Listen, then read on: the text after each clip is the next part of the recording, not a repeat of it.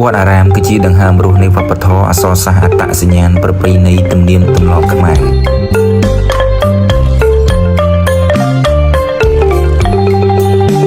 ចឹង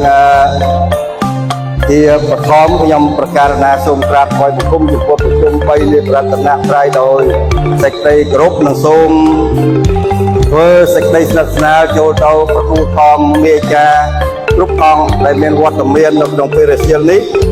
និងសូមចម្រើនពរចូលទៅដល់តាប្រធានវត្តនិងគណៈកម្មការចាត់ត្រៃ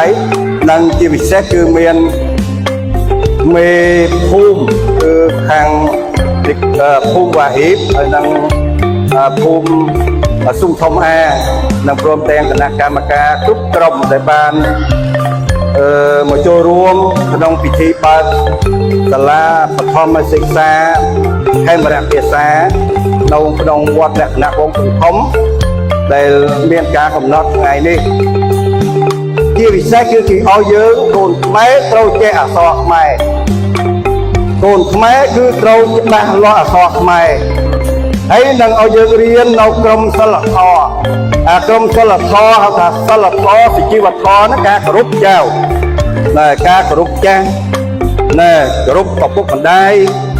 គោរពគ្រូដែលចូលសាលានឹងហើយដែលជាសុជីវធម៌ដែលជាសិលធម៌របស់ជាតិនីមួយហ្នឹងហើយអញ្ចឹងចៅត្រូវតែខិតខំប្រឹងរៀនសូត្រទោះជាក្នុងភាសាណាក្តីទោះជាអក្សរសាស្ត្រជាតិណាក្តីក្នុងពិភពលោកយើងរៀនបានទាំងអស់នឹងឲ្យតែយើងខិតខំប្រឹងរៀនសំខាន់បំផុតរៀនអីក៏ដោយតែកុំភ្លេចនៅអក្សររបស់ខ្លួនឯងកុំភ្លេចនៅភាសារបស់ខ្លួនឯង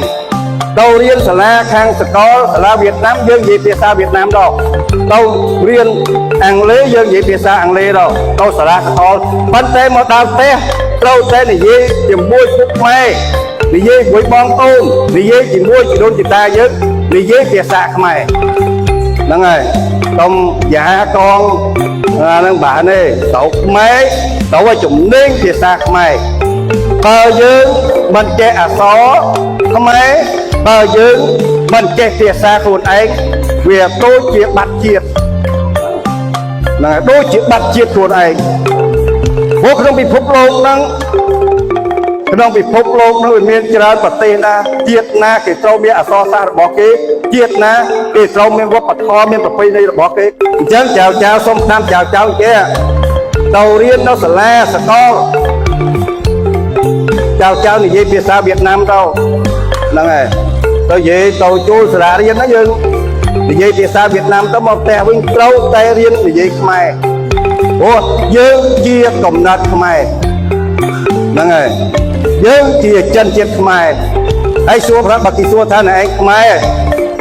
ហើយយើងថាយើងមិនចេះខ្មែរទៅមិនខ្មាស់គេទេបើយើងនិយាយទៅសុំនិយាយតិចមិននិយាយទៅប៉ះផលគេហៅថាអ្នកដែលមិនចេះអក្សរប្រៀបដូចជាមនុស្សងងឹតណាហៅថាងងឹតបើកតែហៅថាខ្វាក់បើកទៅចៅអញ្ចឹងយើងត្រូវតែខិតខំតែចៅជាពិសេសត្រូវខិតខំរៀនសូត្រមែនទេហ្នឹងហើយកុំភ្លេចអក្សរហើយថាអក្សរជាតំណាងឲ្យជាតិអក្សរមួយវប្បធម៌ប្រពៃណីជាតំណាងឲ្យជាតិអក្សរសាស្ត្រវប្បធម៌ប្រពៃណី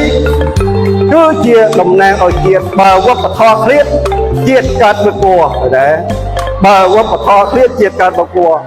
អញ្ចឹងចៅក៏យកចិត្តទុកដាក់